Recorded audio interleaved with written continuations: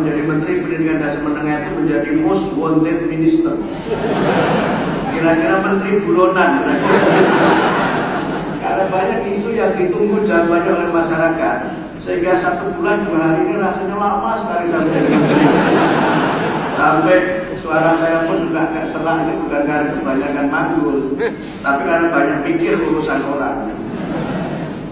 Karena memang banyak hal yang harus segera kita selesaikan, dan mudah-mudahan di tahun 2025 beberapa hal yang menjadi concern banyak pihak sudah dapat kami berikan jawabannya.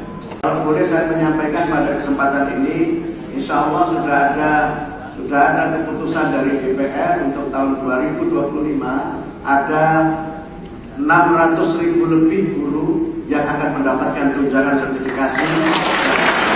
Masa mengajar saja tidak, mengupload juga tidak.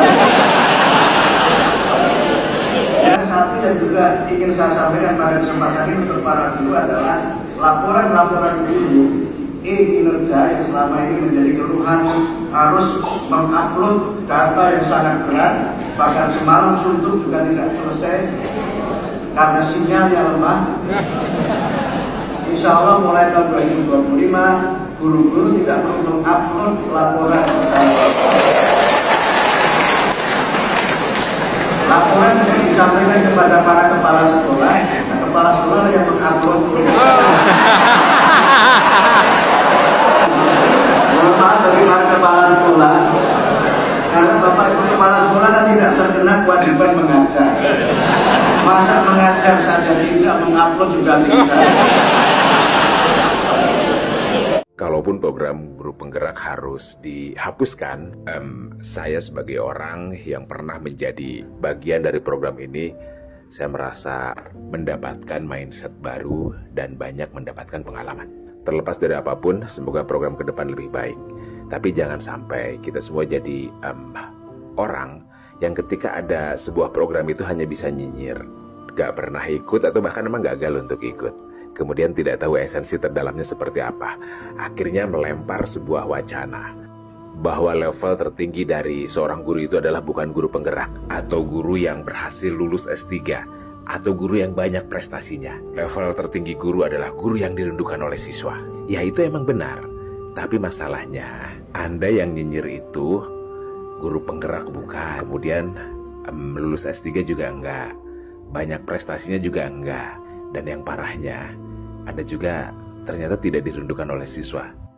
Banyak lagi Pak Menteri mengenai banyak sekali ada permintaan juga dari guru-guru untuk PMM yang kemarin diadakan kalau bisa ditiadakan.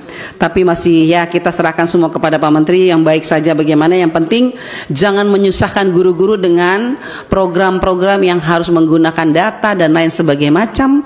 Akhirnya mereka kehilangan jam mengajar, hanya melelahkan para guru dan akhirnya tidak maksimal program ini.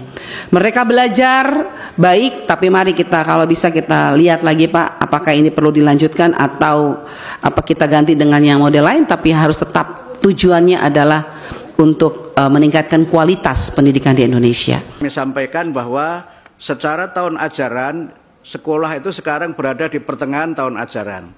Tidak mungkin kita melakukan perubahan kurikulum di tengah tahun ajaran, atau perubahan atau penyempurnaan di tengah ajaran juga tidak mungkin, sehingga karena itu kami masih punya waktu beberapa bulan ini untuk nanti melakukan pengkajian-pengkajian, menyerap aspirasi, sehingga pada tahun ajaran baru mudah-mudahan nanti bisa ada kebijakan yang bisa kita ambil yang terbaik untuk memajukan pendidikan nasional kita. Ini bukan menaikkan gaji ya, tapi menaikkan kesejahteraan melalui sertifikasi. Kalau menaikkan gaji itu bukan kewenangan kami, kewenangan kementerian lain atau kewenangan yayasan. Misalnya begini, guru itu kalau ngajar sebagai PNS kan ada gajinya itu, ya kan?